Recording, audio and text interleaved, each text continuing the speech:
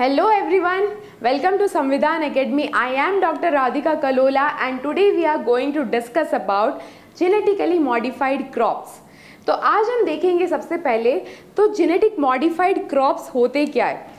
Genetically modified crops माने for example ये पूरा का पूरा जीन किसका है, ये पूरा का पूरा डीएनए ले लिया हमने उस क्रॉप के सीड का, राइट, जिसमें हमने मॉडिफिकेशन क्रिएट करवाना है। उस क्रॉप के सीड का हमने क्या ले लिया, उस क्रॉप के सीड का हमने ले लिया यहाँ पे पूरा डीएनए, उसका जेनेटिक मटीरियल, राइट। अभी इस जेनेटिक मटीरियल में अगर कोई सेगमेंट को आप डिलीट कर रहे हो, क्या कर रहे हो, डिलीट कर रहे हो, या फिर कोई सेगमेंट इस जेनेटिक मटेरियल में ऐड करा जा रहा है, क्या करा जा रहा है, ऐड करा जा रहा है, या फिर इस जेनेटिक मटेरियल का कोई सेगमेंट को रिप्लेस कर रहे हो, मतलब इसको निकाल दिया और उसकी जगह एक नया सेगमेंट ऐड कर दिया, इसको क्या बोलोगे, रिप्लेस, राइट। इन तीनों में से कोई भी चीज़ अगर करी जा रही है तो बोला जाता है कि वो क्रॉप कैसा है, जेनेटिकली मॉडिफाइड क्रॉप है, राइट। और मोस्टली यहाँ पे ये जो जेनेटिक मॉडिफिकेशन होता है, mostly genetic modification seed level पे किया जाता है, ठीक है। और अगर ये जेनेटिक मॉडिफिकेशन करा जा रहा है, मतलब ये प्लांट का एक जेनेटिक मटेरियल है, राइट, और अगर किसी और दूसरे ऑर्गेनिज्म का आप जेनेटिक मटेरियल इस प्लांट के जेनेटिक मटेरियल में ऐड कर रहे हो, देन फिर जो रिजल्टेंट प्लांट जो बनते हैं उनको क्या बोला जाता है, उनको ट्रांसजेनिक प्लांट बोला जाता है। क्या बोलते हैं, ट्रांसजेनिक प्लांट्स, ठीक है।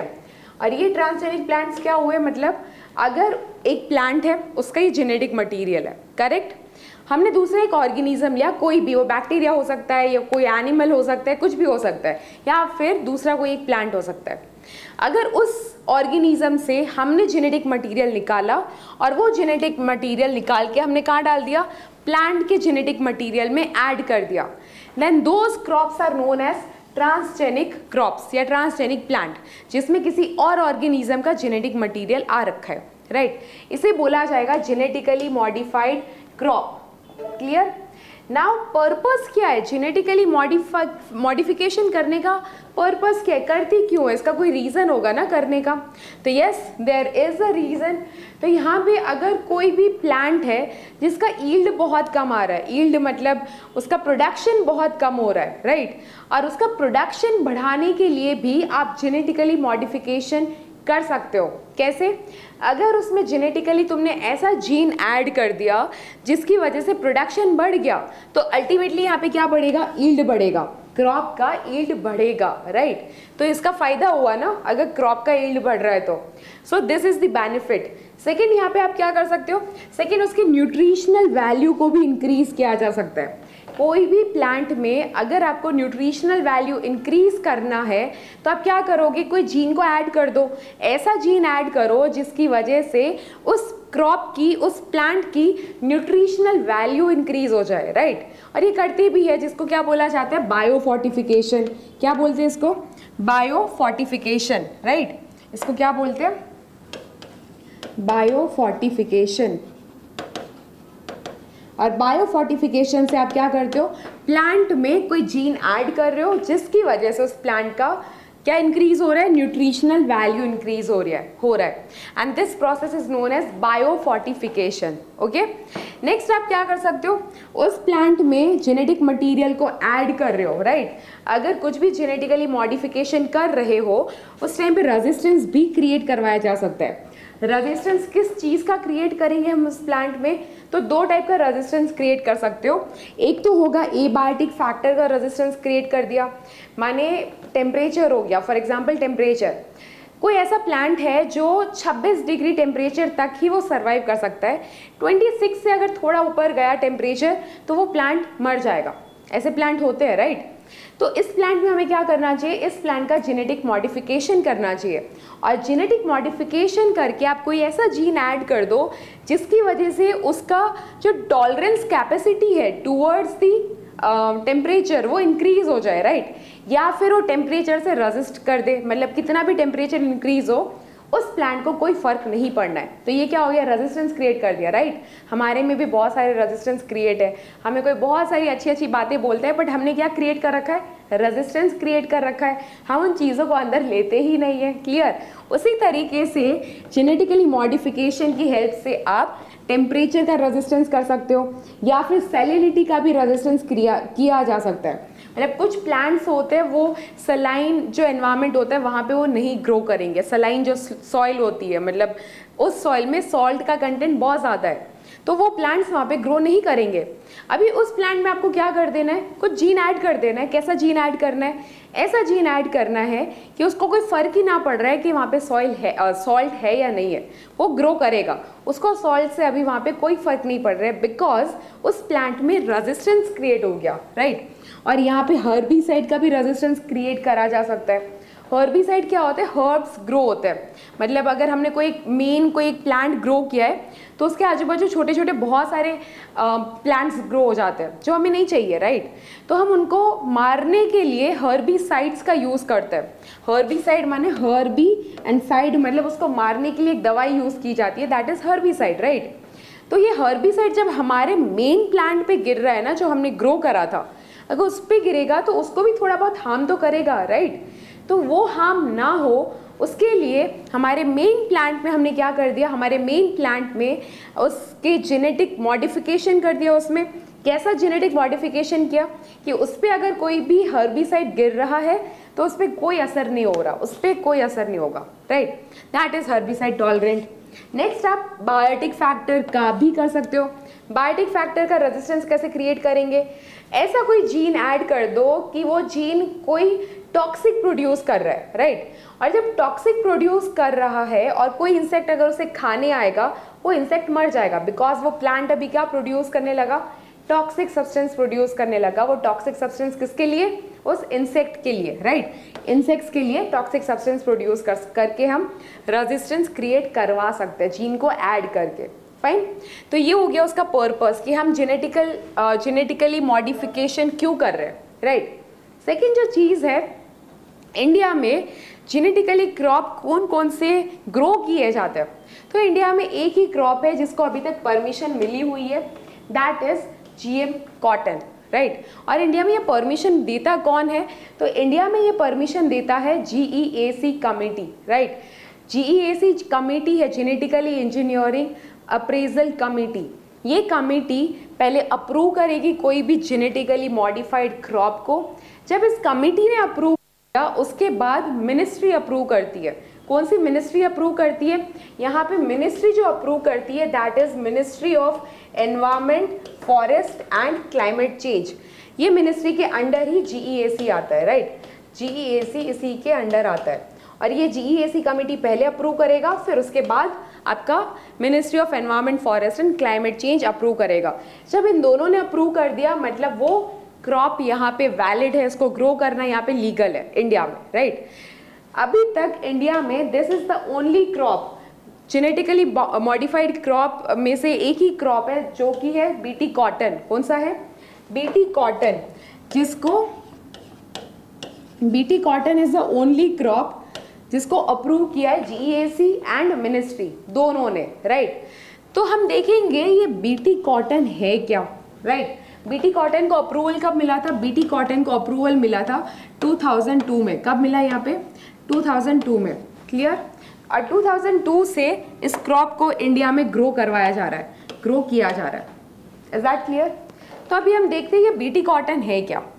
BT कॉटन क्या है वो देखने से पहले हम ये भी देख लेते हैं, थोड़ा पिक्चर्स देख लेते हैं। ये क्या है? कॉटन है, ऐसे ही उगते हैं कॉटन, ठीक है। और इन कॉटन में ये कीड़े लग जाते हैं, दिख रहे हैं ना, पिंक कलर के वॉर्म्स। इनको बोला जाता है पिंक बॉल वॉर्म्स। क्या बोलते हैं इसको? Pink ball worms. ये पिंक बॉल वॉर्म्स जो है वो आपके कॉटन को ग्रो नहीं होने देता। मतलब जो ये कॉटन निकल के बाहर आ गया ना, ये तो पेड़ बड़ा हो गया, इनिशियल कंडीशन में ये बंद होता है, राइट। और जब ये बंद होता है तब ये जो कीड़े हैं ना, पिंक बॉल वॉर्म्स, उनको खा जाते हैं। और अगर वो उनको खा जाएंगे तो कॉटन आगे ग्रो हो पाएगा? नहीं हो पाएगा, उनका प्रोडक्शन कम होगा, राइट। और फार्मर्स को बहुत ज़्यादा लॉस भी हो सकता है इस कंडीशन में। तो यहाँ पे एक क्रॉप है जिसको उगाया जाएगा जिस पे BT, ये जो पिंक बॉल वॉर्म है, जिसको नहीं खा पाएगा। तो ये कौन सा क्रॉप है यहाँ पे? BT कॉटन, वो क्रॉप है यहाँ पे BT कॉटन।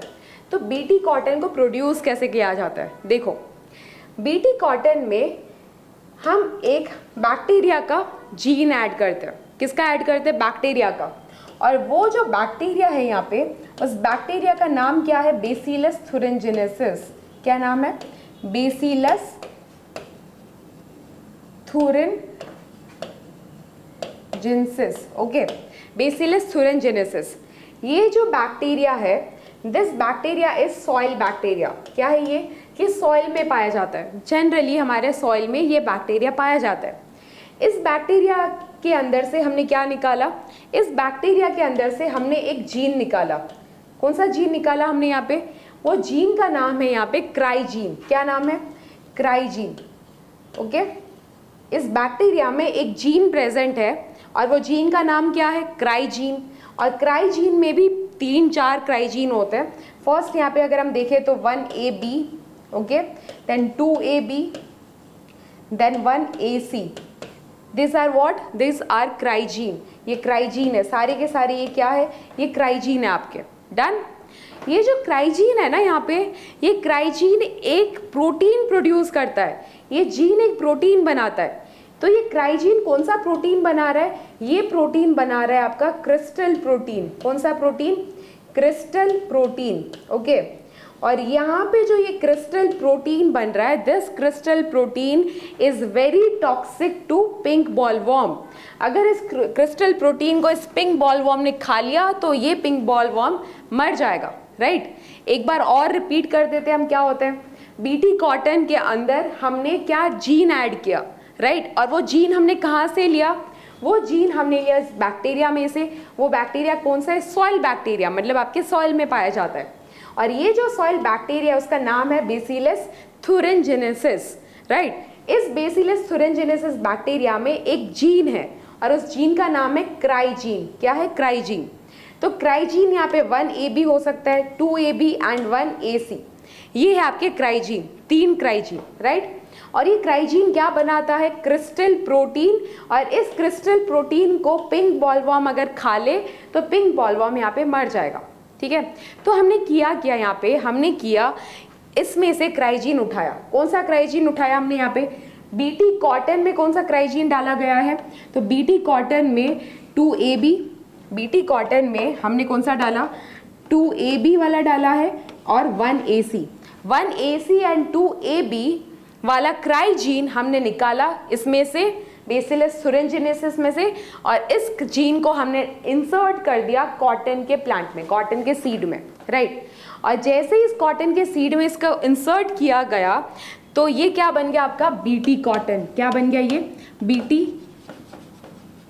कॉटन। राइट, और जब अभी ये कॉटन का प्लांट उगेगा तो इस कॉटन के प्लांट में क्या है? जीन है। कौन सा जीन है? क्राइजीन।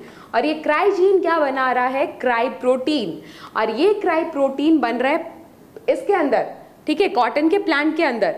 और फिर इस प्रोटीन, मतलब वो तो आपका बन रहा है ना कॉटन के प्लांट के अंदर, फिर जब ये खाने आएगा, कौन खाने आ रहा है? पिंक बॉलवर्म इसको खाने आएगा। जैसे ही वो बीटी कॉटन को खाएगा ये यहाँ पे खत्म, मर जाएगा। ठीक है, तो इस तरीके से हमने यहाँ पे ग्रो क्या किया? BT cotton. Is that clear?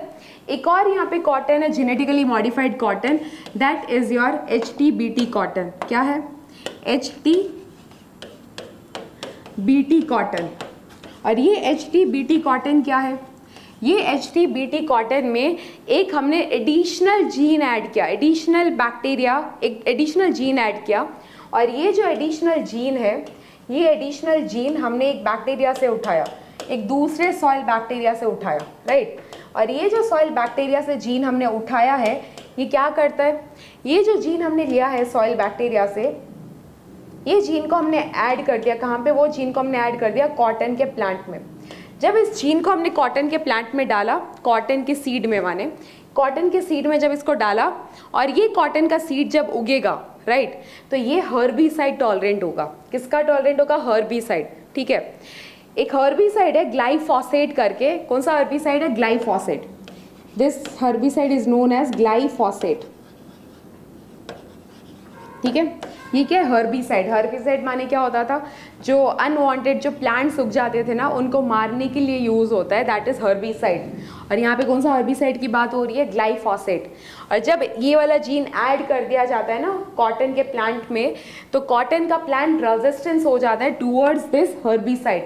अगर हम कॉटन के प्लांट में ये हर्बिसाइड डाल रहे हैं तो कॉटन के प्लांट पे कोई असर नहीं होगा, राइट। मतलब अगर हम कॉटन के प्लांट के आजू बाजू भी जो हर्बिसाइड उग रहे हैं उनको मारने के लिए जब इस हर्बिसाइड का यूज़ किया जाएगा, ग्लाइफोसेट का यूज़ किया जाएगा, और गलती से उसका छिड़काव कहाँ पे हो गया, आपके कॉटन के प्लांट्स में हो गया, तो कॉटन के प्लांट पे कोई भी नेगेटिव इम्पैक्ट नहीं आएगा, बिकॉज वो प्लांट ऑलरेडी रेजिस्टेंस है टूवर्ड दी ग्लाइफोसेट हर्बिसाइड। और वो रेजिस्टेंस कैसे हुआ, रेजिस्टेंस क्रिएट कैसे हुआ, by adding gene of another soil bacteria. Okay, तो ये था आपका HTBT cotton, and this HTBT cotton is not approved by GEAC committee. GEAC committee ने तो खैर वहाँ पे अप्रूव कर दिया था HTBT कॉटन को, but it was not get approved by ministry of environment, forest and climate change. और अगर मिनिस्ट्री अप्रूव नहीं कर रहा है तो ये मार्केट में नहीं आएगा और इसको ग्रो भी नहीं करा जाएगा, राइट। तो ये था हमारा जेनेटिकली मॉडिफाइड कॉटन। इसके बाद जो हम बात करेंगे वो बात करेंगे बीटी ब्रिंजल की। बीटी ब्रिंजल जो है, अब उसके बारे में बात करने से पहले ब्रिंजल की बात कर लेते हैं। ब्रिंजल को आप कभी काट रहे हो, ब्रिंजल माने बैंगन, ठीक है। बैंगन को अगर आप काट रहे हो कभी, राइट, तो उसको काटते टाइम आपको बहुत बड़े बड़े कीड़े बीच में आ जाते हैं, राइट, जो अंदर होते हैं। अंदर वो क्या करते हैं, पूरा होल क्रिएट कर देते हैं और होल क्रिएट करके वो खाने लगते हैं ब्रिंजल को, होता है ना ऐसा। तो ये जो कीड़े लग जाते हैं ना, वो कीड़े ना लगे उसके लिए यहाँ पे आया बीटी ब्रिंजल। क्या आया, बीटी ब्रिंजल। और ये जो बीटी ब्रिंजल है ये इंडिया में उगाया नहीं जाता, बिकॉज इंडिया में कमिटी ने अप्रूव नहीं किया है, राइट। इंडिया में ये अप्रूव नहीं हुआ है, बट इसको हमारा जो पड़ोसी देश है बांग्लादेश, वो इसको कंज्यूम करता है, वहाँ पे इसको उगाया जाता है, राइट। और ये जो बीटी ब्रिंजल ये कैसे क्रिएट होता है, देखो अगेन हम वही बैक्टीरिया लेंगे। कौन सा bacteria, that again soil bacteria. कौन सा था वो soil bacteria, soil bacteria name as bacillus thuringiensis, ठीक है। ये हमने ले लिया बैक्टीरिया बेसिलस thuringiensis, राइट। जब ये बैक्टीरिया लिया तो इस बैक्टीरिया में क्या था, बैक्टीरिया में था जीन। कौन सा जीन था, क्राई जीन। और कौन कौन से क्राई जीन है, 1AB then 2AB, राइट, और थर्ड वन इज 1AC। ये तीन यहाँ पे क्राई जीन है। तो हम बीटी ब्रिंजल में जो वाला जीन क्राई जीन यूज कर रहे हैं दैट इज योर 1AC। कौन सा जीन यूज करते हैं, 1AC क्राई जीन यूज कर रहे हैं, बट कौन सा क्राई जीन, 1AC जो आपका यूज किया जाता है ब्रिंजल में। Is that clear. तो अभी क्या करोगे, 1AC जीन को आपने हटाया और ब्रिंजल का जो सीड होगा इसके जीन में, मतलब यहाँ पे जो सीड है उसके जीन में आपने 1AC को इंसर्ट कर दिया। तो जैसे ही आपने 1AC को यहाँ पे इंसर्ट कर दिया और उसके बाद इस सीड से जब ब्रिंजल यहाँ पे ग्रो होगा, जब ब्रिंजल ग्रो होगा तो ब्रिंजल की बॉडी में क्या है, ब्रिंजल की बॉडी में 1AC क्राइजीन है। और ये क्राइजीन क्या बनाता है, ये क्राइजीन बनाता है क्राई प्रोटीन। क्या बनाता है, क्राई प्रोटीन। और ये जो क्राई प्रोटीन है that is a toxic substance, हमारे लिए नहीं बट वो जो कीड़े होते हैं ना, जो कीड़े लग जाते हैं इन पौधों में, ब्रिंजल के प्लांट्स में, उनके लिए ये टॉक्सिक है। कैसा है, टॉक्सिक, मतलब इसको खाते ही वो मर जाएंगे, राइट। तो अगर ब्रिंजल के सीड में क्राइजीन है तो ब्रिंजल का प्लांट जब ग्रो करेगा तो उसमें क्राई प्रोटीन रहेगा, राइट। और ये जो क्राई प्रोटीन है ये क्या प्रोड्यूस कर रहा है, टॉक्सिक प्रोड्यूस कर रहा है, राइट। तो जब भी इसमें क्राई प्रोटीन प्रोड्यूस हो रहा है, ब्रिंजल के प्लांट में क्या प्रोड्यूस हो रहा है, क्राई प्रोटीन। तो जैसे ही वो खाने आ रहा है, कौन खाने आ रहा है, वो कीड़ा, वो ब्रिंजल को खाने आता है। जैसे वो ब्रिंजल को खाने आता है तो यहाँ पे वो क्राई प्रोटीन भी खा लेता है साथ में, और क्राई प्रोटीन खाने की वजह से उसका वहीं पे खत्म हो जाता है, वो वहीं पे उनकी डेथ हो जाती है, राइट। तो यहाँ पे वो कीड़े कैसे होते हैं, बोरर्स होते हैं। कैसे होते हैं, बोरर्स माने जो होल कर देते हैं ना, आपके जो ब्रिंजल्स है उसमें भी होल हो जाते हैं, राइट। तो वो जो कीड़े जो होल क्रिएट करते हैं उनको क्या बोला जाता है, उनको बोरर्स बोला जाता है, राइट। और इन बोरर्स की वजह से ही पूरा जो इनका क्रॉप है वो बिगड़ता है, तो उनको ख़त्म करने के लिए हमने क्या ऐड कर दिया, 1-AC क्राइजीन, जो कि क्राई प्रोटीन प्रोड्यूस कर रहा है। So this is all about your BT brinjal, जो कि इंडिया में कल्टीवेट नहीं होता है, इसको कल्टीवेट किया जाता है हमारे नेबर कंट्री बांग्लादेश में। Now next is your GM mustard. GM mustard को क्या बोला जाता है,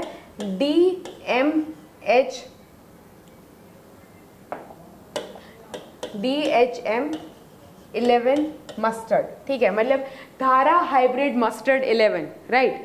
और ये जो धारा हाइब्रिड मस्टर्ड है ये दिल्ली यूनिवर्सिटी ने प्रोड्यूस किया है। किसने किया, ये डेवलप किसने किया, दिल्ली यूनिवर्सिटी ने।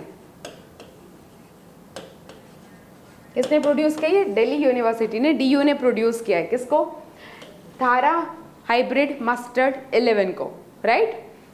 अभी ये जो धारा हाइब्रिड मस्टर्ड 11 है ये क्या है, कैसे काम करता है और इसका सिग्निफिकेंस क्या है, वो जानने से पहले आपको जानना पड़ेगा कि फ्लावर के डिफरेंट पार्ट्स कौन से होते हैं और फ्लावर के टाइप कौन से होते हैं, ठीक है। तो suppose this is a flower, ये क्या बनाया मैंने, ये फ्लावर बना दिया, राइट। और फ्लावर के अंदर क्या होता है, फ्लावर के अंदर रहता है फीमेल रिप्रोडक्टिव पार्ट। क्या होता है, female reproductive part, and this female reproductive part is, ये जो ऊपर का पार्ट है, this is known as stigma. क्या बोलेंगे इसको, stigma. This is style and this one is ovary. ये क्या है, ओवरी, राइट। ये फीमेल रिप्रोडक्टिव पार्ट है। और फ्लावर में साथ ही साथ मेल रिप्रोडक्टिव पार्ट भी होता है। तो मेल रिप्रोडक्टिव पार्ट क्या होता है, मेल रिप्रोडक्टिव पार्ट में दो कंपोनेंट होते हैं। वन इज योर फिलामेंट, एक क्या है आपका filament and second one is your anther. ये जो ऊपर का दिख रहा है ना, उसे क्या बोलते हैं, एंथर बोलते हैं, राइट। एंथर माने जहाँ पे पोलन ग्रेन्स, जो मेल रिप्रोडक्टिव यूनिट है ना, पोलन ग्रेन, वो पोलन ग्रेन यहाँ पे बनते हैं, एंथर में बनते हैं, राइट। फिर वो पोलन ग्रेन आके गिरता है इस पे, स्टिग्मा पे, स्टिग्मा के थ्रू वो नीचे जाता है स्टाइल के थ्रू, और वो ओवरी में जो एग होता है उसके साथ जाके फर्टिलाइज करता है और सीड बनता है। तो इस तरीके से कुछ काम होता है, राइट। और ये जो फ्लावर मैंने बनाया जहाँ पे mail and female reproductive part दोनों के दोनों है, ऐसे फ्लावर्स को बोला जाता है बाइसेक्सुअल फ्लावर्स। क्या बोलेंगे, बाइसेक्सुअल फ्लावर्स। और कुछ फ्लावर्स कैसे होते हैं, यूनिसेक्सुअल होते हैं, मतलब उसमें या तो फीमेल पार्ट प्रेजेंट होगा या तो मेल रिप्रोडक्टिव पार्ट प्रेजेंट होगा। ऐसे फ्लावर्स को बोला जाता है यूनिसेक्सुअल फ्लावर्स, फाइन। तो ये जो बाइसेक्सुअल फ्लावर्स है ना, उनमें सेल्फ पॉलिनेशन होता है। तो सेल्फ पॉलिनेशन क्या है, उन्हीं का पोलन ग्रेन उन्हीं के स्टिग्मा पे जाके गिर रहा है, वही फ्लावर का पोलन ग्रेन वही फ्लावर के स्टिग्मा पे जाके गिरता है। और जब ये स्टिग्मा पे जाके गिरता है तो ये स्टाइल के थ्रू कहाँ पहुँचेगा, उसी फ्लावर के ओवरी में, जहाँ पे एग प्रेजेंट होगा, और एग के साथ जाके वो फर्टिलाइज हो जाता है, और इसको बोला जाता है सेल्फ पॉलिनेशन, राइट। बट जहाँ पे यूनिसेक्सुअल फ्लावर की अगर बात करें, तो ये जो यूनिसेक्सुअल फ्लावर्स है, यूनिसेक्सुअल फ्लावर में क्या होगा, या तो मेल पार्ट है या तो फीमेल पार्ट है, राइट। इन दोनों में से एक ही पार्ट है यहाँ पे।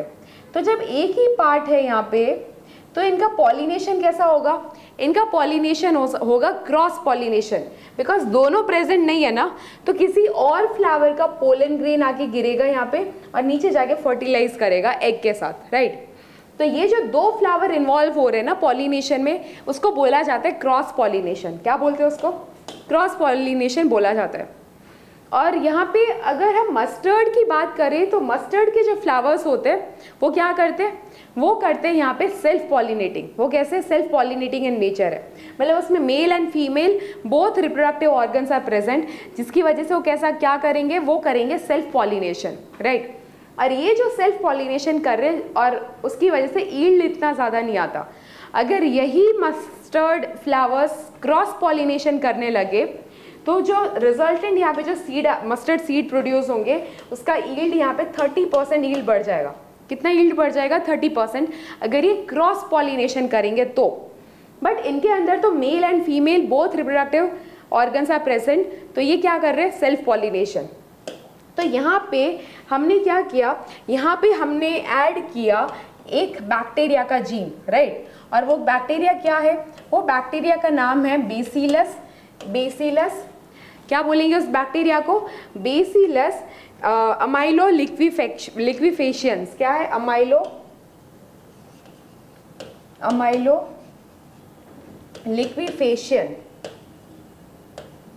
ठीक है, ये क्या है? बैक्टीरिया है। ये क्या है? आपका बैक्टीरिया, राइट। और इस बैक्टीरिया के अंदर जीन है। कौन सा जीन है? तो first gene is your baldness gene. First gene क्या है? Baldness gene. सेकंड अगर जीन की बात करें, second gene is bar star gene. क्या है? बार स्टार जीन। और third gene is your bar gene. ठीक है, ये तीनों जीन कहाँ पे इस बैक्टीरिया में है? ये बैक्टीरिया का नाम क्या है? Bacillus amyloliquefaciens, right. तो इस बैक्टीरिया में से हमने ये 3 जीन निकाल लिए, राइट। अभी इस जीन को आप ऐड कहाँ करोगे? इस जीन को ऐड किया जाएगा, इस जीन को ऐड किया जाएगा हमारे मस्टर्ड के सीड्स में। कहाँ पे ऐड करोगे? देखो, आपने 2 प्लांट लेने हैं, ठीक है, 2 वेराइटी लेना है। फर्स्ट अगर वेराइटी ले रहे हो, then first variety is your Indian Varuna variety. क्या है?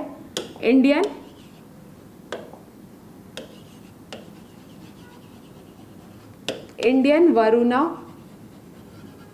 Variety, right. This is the first variety, Indian Varuna variety. और इंडियन वरुणा वेराइटी में आप क्या ऐड कर रहे हो? आपने ऐड किया यहाँ पे बार्नेस जीन। क्या ऐड किया? Baldness gene, right. अगर यहाँ पे बार्नेस जीन को ऐड किया जाता है इस वेराइटी के अंदर, इस वेराइटी में जब बार्नेस जीन को ऐड किया जाता है उस टाइम पे क्या होता है? Male infertility. क्या होगा? Male sterility, right. क्या पे होगा? इंडियन वरुणा वेराइटी में। मतलब यहाँ पे जो मेल रिप्रोडक्टिव ऑर्गन है, जो कि है आपका फिलामेंट एंड एंथर, वो यहाँ पे काम नहीं करेगा। अगर वो काम नहीं करेगा तो पोलन ग्रेन्स नहीं बनेंगे। किसकी वजह से हो रहा है? बार्नेस जीन की वजह से। और ये बार्नेस जीन आपने ऐड कहाँ पे किया था? इंडियन वरुणा वेराइटी में, ओके। एंड सेकेंड आप वेराइटी लोगे east European variety, east European variety. और इस वेराइटी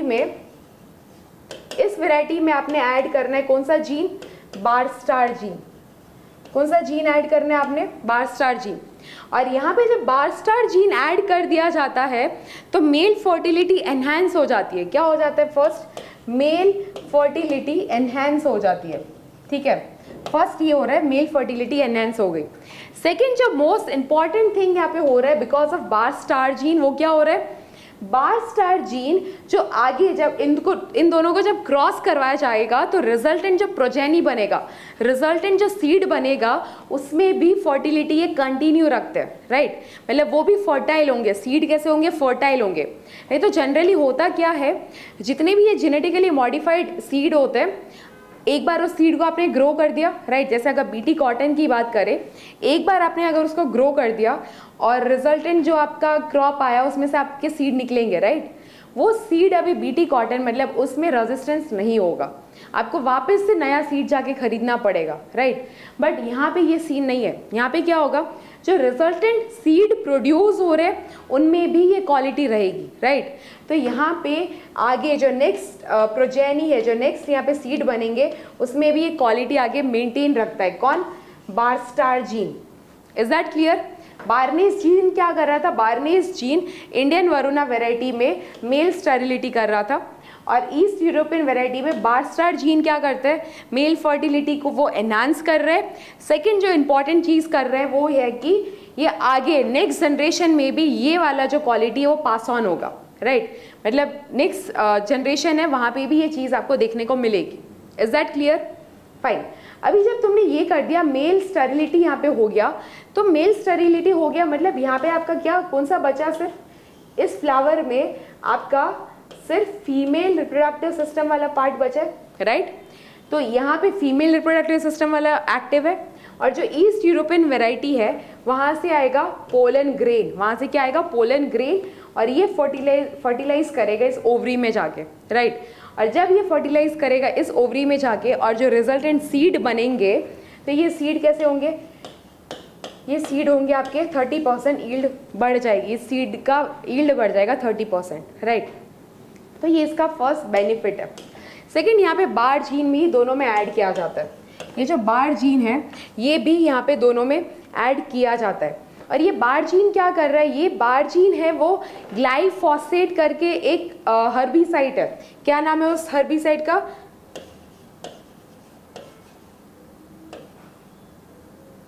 ग्लाइफोसिनेट। क्या है हर्बिसाइड का नाम, ग्लाइफोसिनेट, ठीक है। ये जो ग्लाइफोसिनेट नाम का जो हर्बिसाइड है ये टॉलरेंट, हर्बिसाइड टॉलरेंट हो जाते हैं मस्टर्ड क्रॉप। किसकी वजह से, बार जीन की वजह से। बार जीन को भी ऐड करा जा रहा था दोनों में, जो वरुणा वैरायटी और हमने ईस्ट यूरोपियन वैरायटी है उनमें जो बार्नेज और बास्टार्ड जीन डाला था उसके साथ साथ उसके साथ साथ यहाँ पे बार जीन को भी ऐड कर दिया जाता है। और ये जब बार जीन यहाँ पे ऐड हो जाता है तो बार जीन क्या करता है, ये टॉलरेंस, ये रेजिस्टेंस क्रिएट करता है। मस्टर्ड सीड में ये रेजिस्टेंस क्रिएट कर रहा है, रेजिस्टेंस टुवर्ड दी ग्लाइफोसिनेट हर्बिसाइड। मतलब जब हर्बिसाइड डाली जाएगी तो मस्टर्ड के इन वेराइटी पे उस हर्बिसाइड का कोई असर नहीं होगा, राइट। तो वो हो गया रेजिस्टेंस टुवर्ड दी ग्लाइफोसिनेट, और वो किसकी वजह से हो रहा है, बार जीन की वजह से हो रहा है, राइट। ये हो गया आपका जीएम मस्टर्ड। अभी जीएम मस्टर्ड थोड़ा चर्चे में था बिकॉज जीईएसी जो कमिटी है, right, genetically engineered appraisal committee, ये जो जीईएसी कमिटी है इस कमिटी ने जीएम मस्टर्ड को अप्रूव कर दिया था। जीएम मस्टर्ड को इन्होंने अप्रूव कर दिया था। इन्होंने बोला था जीएम मस्टर्ड की वजह से कोई एनवायरनमेंट पे कोई इम्पैक्ट नहीं आएगा, ये एकदम सेफ है अगर इसको यूज़ करेंगे तो, राइट। बट यहाँ पे एक और चीज़ हो रहा था उस टाइम पे, क्या हो रहा था, ऑयल इम्पोर्ट्स। इंडिया का ऑयल इम्पोर्ट बढ़ रहा था, एडिबल ऑयल इम्पोर्ट। क्या बढ़ रहा था इंडिया का, एडिबल ऑयल इम्पोर्ट बढ़ रहा था, राइट। तो अगर आपने जेनेटिकली मॉडिफाइड मस्टर्ड को अप्रूव कर दिया है और इंडिया में अगर जेनेटिकली मॉडिफाइड मस्टर्ड ग्रो होने लगा तो यील्ड बढ़ जाएगा।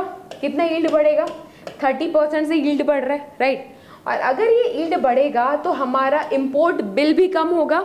ये जो एडिबल ऑयल का इंपोर्ट बिल जो बढ़ रहा था वो कम हो जाएगा बिकॉज इंडिया में जो वेराइटी ग्रो हो रही है उसका ही यील्ड यहाँ पे बढ़ गया, राइट। उस वजह से इंपोर्ट बिल भी डिक्रीज होगा। तो ये इसका बेनिफिट था कि हमारा इंपोर्ट बिल हम डिक्रीज कर सकते हैं इस वेराइटी को यूज़ करके। बट इसको अभी तक यहाँ पे मिनिस्ट्री ने अप्रूव नहीं किया है, और मिनिस्ट्री ने अप्रूव नहीं किया बिकॉज यहाँ पे बहुत सारे और भी एनवायरमेंटल कंसर्न्स है। जैसे कि अगर ये क्रॉस पॉलिनेशन करेंगे, राइट, अभी जो हमने यहाँ पे जेनेटिकली मॉडिफाइड मस्टर्ड में देखा, पहले कैसे होते थे वो होते थे सेल्फ पॉलिनेटिंग नेचर में। पर अगर जेनेटिकली मॉडिफाइड कर दोगे तो क्या होगा यहाँ पे, तो वो हो जाएंगे आपके पहले कैसे थे सेल्फ पॉलिनेटिंग, और जब जेनेटिकली मॉडिफिकेशन हो जाएगा उसके बाद वो कैसे हो जाएंगे, क्रॉस पॉलिनेशन करने लगेंगे। और ये जो क्रॉस पॉलिनेशन हुआ है ना, ये क्रॉस पॉलिनेशन करवाएगा कौन, करवाएगा हनी बी। जो हनी बीज प्रेजेंट होती है they are responsible for the cross pollination, right. और इस टाइम पे जब क्रॉस पॉलिनेशन होगा तो क्रॉस पॉलिनेशन पे हनी बी पे कोई इम्पैक्ट नहीं आएगा, ये अभी तक इसके कोई एविडेंस नहीं मिले। और हनी बी बहुत ही एक वाइटल ऑर्गेनिज्म है पूरे इकोसिस्टम का, तो उसको प्रिजर्व करना बहुत ज़्यादा इंपॉर्टेंट है। तो उस रीज़न से भी अभी तक ये जो जेनेटिकली मॉडिफाइड मस्टर्ड है, धारा हाइब्रिड मस्टर्ड 11, उसको अप्रूवल नहीं मिला है बाय मिनिस्ट्री, राइट। तो ये था हमारा जेनेटिकली मॉडिफाइड क्रॉप्स, जिसमें हमने 3 टाइप के क्रॉप देखे, ओके। और ये है आज का हमारा क्वेश्चन क्या है, with reference to genetically modified mustard develop in India, consider the following statement. First statement क्या बोल रहा है, GM mustard has a gene of a soil bacterium that give the plant the property of pest resistance to a wide variety of pest. Okay, ये first statement है। Second statement क्या बोल रहा है, GM mustard has a gene that allow the plant cross pollination and hybridization, right? This is the second statement. And third statement is GM mustard has been developed jointly by IARI and Punjab Agriculture University. Okay, ये third statement है और आपको इसका answer मुझे comment section में देना है। तब तक के लिए thank you and have a nice day.